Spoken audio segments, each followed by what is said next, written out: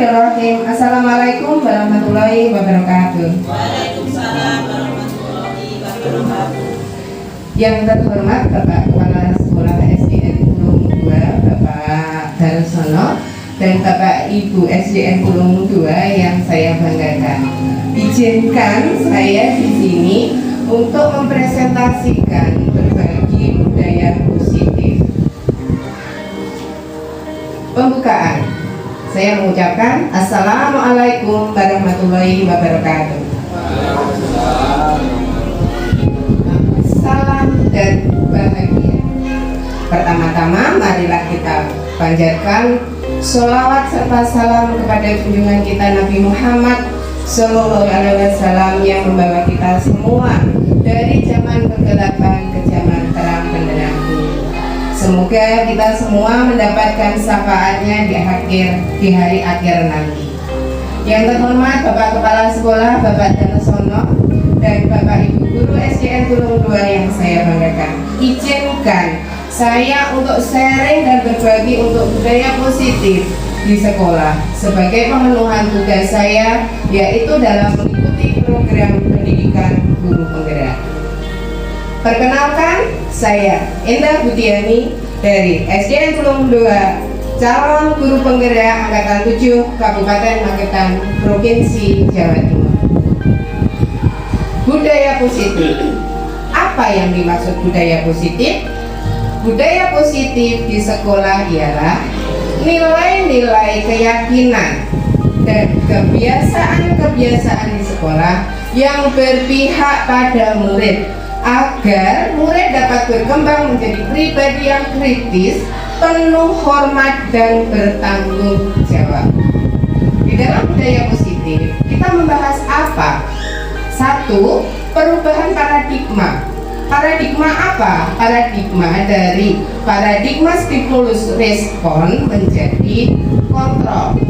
Konsep disiplin positif dan motivasi, keyakinan kelas dan pemenuhan kebutuhan dasar, 5 posisi kontrol serta segitiga restitusi. Di sini perubahan paradigma, teori stimulus respon berubah menjadi teori kontrol. Apa sih teori stimulus respon? Pertama, bagaimana seseorang bisa berubah dari paradigma stimulus respon kepada pendekatan teori kontrol? Statement RKP Principle Center Leadership tahun 1991 mengatakan bahwa bila kita ingin membuat kemajuan perlahan, sedikit-sedikit ubahlah sikap atau perilaku Anda.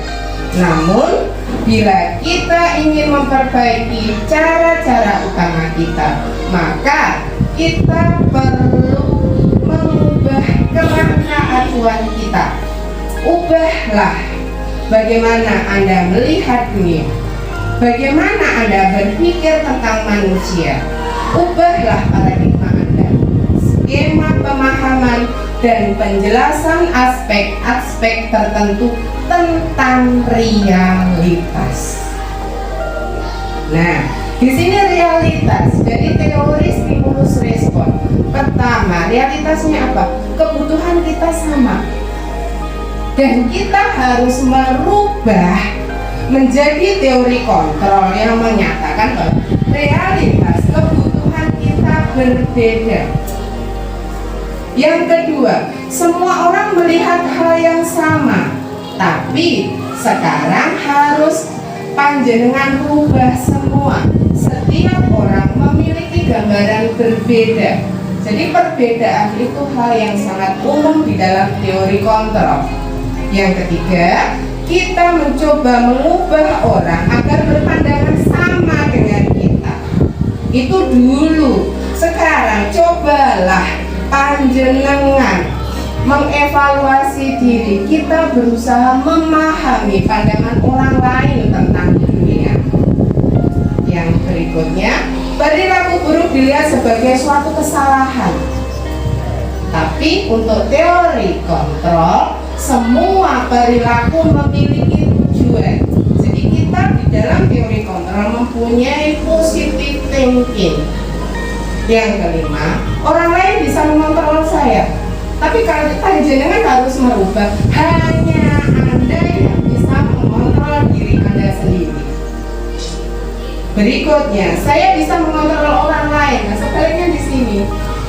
Untuk teori kontrol, Anda tidak diperkenankan bisa mengontrol orang lain. Berikutnya, pemaksaan pada saat bujukan gagal. Nah, untuk teori kontrol, kolaborasi dan konsensus, kolaborasi kerjasama yang diutamakan. Yang terakhir, model berpikir menang atau kalah.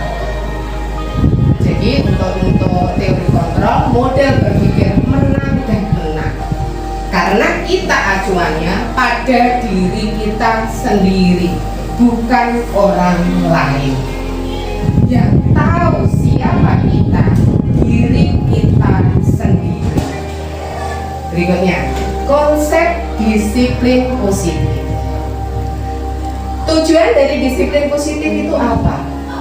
Menanamkan motivasi kepada murid-murid kita, yaitu menjadi orang yang mereka inginkan menghargai diri sendiri dengan nilai-nilai yang mereka percaya.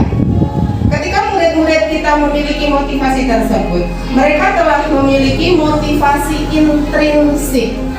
Motivasi intrinsik, motivasi yang berasal dari dirinya sendiri, yang berdampak jangka panjang. Sedangkan motivasi yang tidak akan terpengaruh pada hukum atau hadiah. Nah, di sini selama ini hadiah itu memberikan hal yang positif, tapi dalam jangka yang pendek. Kalau untuk murid yang mempunyai cita-cita dan masa depan, bangunlah motivasi intrinsik dari dirinya. Kalau hadiah, oh saya masuk pagi supaya mendapat bintang, itu dulu. Sekarang apa motivasinya masuk pagi? Nah, mereka akan tetap berperilaku baik dengan berlandasan nilai-nilai kebajikan, karena mereka ingin menjadi orang yang menjunjung tinggi nilai-nilai yang mereka hargai. Berikutnya, keyakinan kelas. Nah, budaya positif, karena kita sebagai guru memulainya dari keyakinan kelas. Apa keyakinan kelas? Sebagai fondasi dan arah tujuan sebuah kelas yang akan menjadi landasan dalam memecahkan konflik atau permasalahan di dalam sebuah kelas. Keyakinan kelas merupakan proses pembentukan dari peraturan-peraturan beralih ke keyakinan kelas. Kalau dulu ada peraturan, kalau tidak taat peraturan seperti ini. Nah, sekarang untuk teori kontrol, peraturan-peraturan tersebut beralih ke keyakinan kelas. Dengan keyakinan kelas, murid-murid dan guru dapat berpikir kritis, kreatif, refleksif, dan terbuka dalam menggali nilai-nilai yang dituju pada peraturan yang ada di sekolah. Nah, bagaimana cara membuat peraturan pembentukan keyakinan kelas? Keyakinan kelas bersifat lebih abstrak daripada peraturan yang lebih rinci dan konkret. Berikutnya, keyakinan kelas berupa pernyataan-pernyataan universal. Pernyataan keyakinan kelas senantiasa dibuat dalam bentuk positif. Semuanya dalam bentuk positif, tidak ada kalimat negatif. Keyakinan kelas hendaknya tidak terlalu banyak untuk memudahkan anak-anak memahaminya. Semua warga kelas hendaknya ikut berkontribusi dalam pembuatan keyakinan kelas lewat kegiatan curah pendapat. Nah, jadi nanti semua anak-anak diminta untuk berpendapat. Kemudian pendapat tersebut dijadikan sebagai keyakinan kelas yang harus ditaati. bersedia meninjau kembali keyakinan kelas dari waktu ke waktu. Jadi setiap waktu ke waktu keyakinan kelas bisa berubah. Nah, kebutuhan dasar manusia. Kebutuhan dasar manusia menjadi motif dari tindakan manusia baik murid maupun guru. Dampak tidak terpenuhinya kebutuhan dasar menyebabkan pelanggaran peraturan dan tindakan yang tidak sesuai dengan nilai kebajikan. Ada berapa kebutuhan dasar manusia? Ada 5 diantaranya. 1. Kebutuhan bertahan hidup, survival. Kasih sayang dan rasa diterima. Jadi murid-murid itu mencoba kebutuhan dasarnya untuk diterima. 3. Penguasaan. 4. Kebebasan. 5. Kesenangan. Itu kebutuhan dasar. Jadi ini untuk berikutnya, materi berikutnya adalah 5 posisi kontrol kita sebagai guru. Sebagai apakah posisiku ada di mana ketika aku bersama murid-muridku. 5 posisi kontrol itu dibagi menjadi ada 5 ya, karena 5. 1. Penghukum. 2. Pembuat merasa bersalah. Nah, tadi yang kita bahas, guru bisa menjadi teman. Yang keempat, pemantau, motivator. Yang kelima, manajer. Manajer adalah posisi guru yang ideal, yang kita harapkan nanti, yang akan kita tuju nanti. Dari kelima posisi kontrol tersebut, menerapkan disiplin restitusi adalah di posisi manajer. Minimal, kalau belum sampai manajer karena itu semuanya proses, itu kita minimal menjadi pemantau agar dapat menghasilkan murid yang bertanggung jawab, mandiri, dan merdeka dalam jangka waktu yang lama. Berarti kita harus membangunkan motivasi intrinsik dari diri murid kita biar semuanya berkelanjutan dalam jangka yang panjang. Sekarang mohon saya sharing tentang posisi kontrol penghukum. Apa sih posisi seorang guru menjadi penghukum? Seorang penghukum bisa menggunakan hukuman fisik maupun verbal. Jadi untuk penghukum, guru itu suka menghukum secara fisik, secara verbal. Guru-guru yang menerapkan posisi penghukum akan berkata, patuhi aturan saya atau awas, kamu selalu saja salah, selalu, pasti selalu yang terakhir sekali. Nah, guru semacam ini menghukum dengan caranya sendiri, dengan caranya bahwa dia mempunyai cara yang paling benar. Padahal si murid punya pendapat sendiri untuk menyelesaikan masalahnya, untuk dihargai pendapatnya. Guru seperti ini senantiasa percaya hanya ada satu cara agar pembelajaran bisa berhasil, yaitu caranya sendiri. Kemudian pembuat merasa bersalah. Pada posisi ini biasanya guru akan bersuara lebih lembut. Pembuat merasa bersalah akan menggunakan keheningan yang membuat orang lain merasa tidak nyaman. Hening tapi tidak nyaman, merasa bersalah atau rendah diri.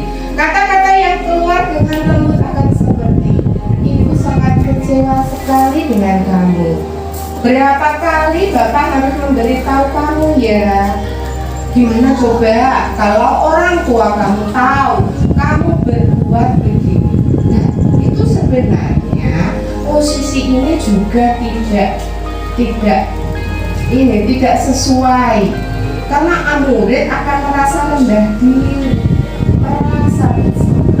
Di posisi ini murid akan merasa penilaian diri yang buruk tentang diri mereka. murid merasa tidak berharga dan telah mengecewakan orang-orang yang disayanginya. Ini sangat terpukul sekali karena mereka mengecewakan orang-orang yang disayanginya. Nah, posisi berikutnya sebagai teman. Guru pada posisi ini tidak akan menyakiti murid, namun akan tetap berubah mengontrol murid melalui persuasi. Posisi teman pada guru bisa negatif ataupun positif. Positif di sini berupa hubungan baik yang terjalin antara guru dan murid. Jadi guru merasa nyaman di sini. Guru di posisi teman menggunakan hubungan baik dan humor untuk mempengaruhi seseorang. Mereka akan berkata, ayo bantulah demi Bapak ya. Ayo kita tidak bantuan Bapak selama ini. Ayo ingat tidak bantuan Bapak selama ini. Ya sudah, kali ini tidak apa-apa, nanti Ibu bantu bereskan. Tapi juga berdampak negatif. Hal negatif apa? Dari posisi teman adalah bila suatu saat guru tersebut tidak membantu, maka murid akan kecewa dan berkata, saya pikir Bapak atau Ibu teman saya. Murid merasa dikecewakan dan tidak mau lagi berusaha. Hal ini yang mungkin timbul adalah murid hanya akan bertindak untuk guru tertentu dan tidak untuk guru lainnya. Murid akan tergantung pada guru tersebut. Wah, aku gak karo bapak kaya, aku gak gelem aku. Nah, biasanya seperti itu. Itu mesti karena si murid merasa nyaman dengan bapak itu atau ibu itu. Dan ini motivasinya masih ekstrinsik dari luar, jadi bersifat sementara. Ketika bapak atau ibu itu tidak ada, si murid tidak mau melakukan hal positif. Nah, ini posisi di mana kita juga bisa berharap. Motivasinya intrinsik. Memantau berarti mengawasi. Pada saat kita mengawasi, kita bertanggung jawab atas perilaku orang-orang yang kita awasi. Posisi pemantau berdasarkan pada peraturan-peraturan dan konsekuensi. Dengan menggunakan sanksi atau konsekuensi, kita dapat memisahkan hubungan pribadi kita dengan murid. Sebagai seseorang yang menjalankan posisi pemantau, pertanyaan yang diajukan seorang pemantau biasanya seperti ini. Peraturannya apa? Apa yang telah kamu lakukan? Sanksi atau konsekuensinya apa? Berarti itu murid berpikir, kalau saya melakukan kesalahan, saya mendapatkan sanksi apa? Itu solusinya dari si murid itu sendiri. Dan dia tahu, dia melakukan sanksi tidak merasa tertekan atau sakit hati. Berikutnya, seorang pemantau sangat mengandalkan perhitungan, catatan, data yang dapat digunakan sebagai bukti atas perilaku seseorang. Posisi ini akan menggunakan stiker, slip catatan, daftar cek. Posisi pemantau sendiri berawal dari teori stimulus respon yang menunjukkan tanggung jawab guru dalam mengontrol murid. Ini masih motivasinya sudah masuk sedikit ke motivasi intrinsik. Nah, ini posisi paling ideal yang kita harapkan. Seorang guru posisinya sebagai manajer. Posisi terakhir manajer adalah posisi di mana guru berbuat sesuatu bersama dengan murid. Mempersilahkan murid mempertanggungjawabkan perilakunya. Mendukung murid agar dapat menemukan solusi atas permasalahannya sendiri. Seorang manajer telah memiliki keterampilan di posisi teman maupun pemantau. Dan dengan demikian bisa jadi di waktu-waktu tertentu kembali kepada kedua posisi tersebut bila diperlukan. Jadi manajer tidak selalu stucknya di manajer, tapi kita bisa kembali sebagai pemantau. Kita mengingatkan konsekuensinya apa, seperti itu. Nah, namun bila kita menginginkan murid-murid kita menjadi manusia yang merdeka, mandiri dan bertanggung jawab, maka kita perlu mengacu kepada restitusi yang dapat menjadikan murid kita seorang manajer bagi dirinya sendiri. Jadi murid bisa mengatur bagaimana kalau masuk sekolah, bagaimana kalau tidak mengerjakan PR, itu tumbuh dari motivasi dirinya sendiri. Oke Bapak Ibu, terima kasih atas perhatiannya. Dan ini saya sudah mencoba membuat keyakinan kelas dan saya menempelkan pendapat-pendapat anak-anak yang nanti saya jadikan sebagai keyakinan kelas yang harus disepakati untuk kelas 4 selama 1 semester, yaitu semester genap. Jadi semuanya berjalan dengan manajer, menghargai murid, bertanggung jawab, mandiri dan merdeka. Terima kasih Bapak Ibu atas perhatiannya dan saya akhiri. Wassalamualaikum warahmatullahi wabarakatuh. Sebelum saya mengakhirinya, ada satu pertanyaan yang mungkin Bapak Ibu sampaikan.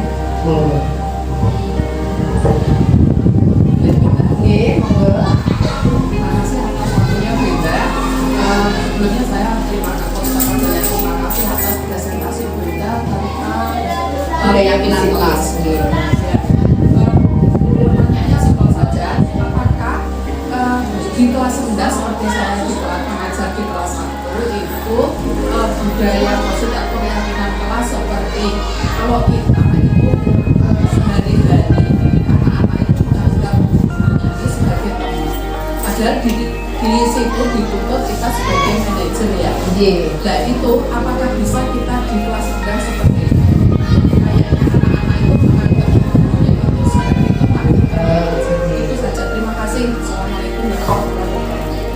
Waalaikumsalam warahmatullahi wabarakatuh. Terima kasih Ibu Komariati atas pertanyaannya, karena Ibu Komariati mengajar di kelas 1. Untuk kelas 1 menuju ke posisi manajer itu semuanya berproses Ibu.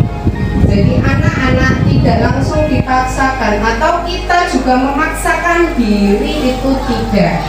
Kita jalani saja step by stepnya.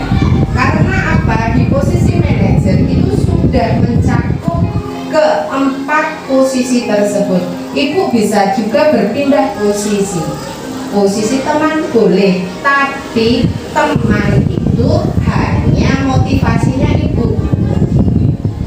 Motivasi murid melakukan budaya positif, nilai-nilai positif yang dilakukan, motivasinya Ibu. Saya melakukan mengerjakan tugas, oh iya saya ini Ibu, saya sangat, Ibu memberi prestis, wah ini reward ini, tapi Ibu tetap harus berproses untuk menuju posisi manajer, karena di dalam diri anak ditumbuhkan, diusahakan ditumbuhkan motivasi intrinsik. Jadi kita menuju ke motivasi anak yang tumbuh dari dalam diri sendiri. Kenapa anak-anak apa tujuannya masuk kelas lebih awal atau tepat waktu? Karena kalau tepat waktu itu saya menjadi siswa yang disiplin. Saya ingin belajar, saya ingin mencapai cita-cita. Jadi itu sedikit jawaban saya, mungkin berkenan, dan saya ucapkan terima kasih. Semoga kita menjadi orang-orang atau menjadi guru-guru yang memberi motivasi intrinsik dan kemudian harapannya menjadi murid-murid yang bertanggung jawab, mandiri, merdeka, dan sukses di masa depannya, dan tidak lupa menjadi pribadi yang bahagia. Akhir kalam, wassalamualaikum warahmatullahi wabarakatuh.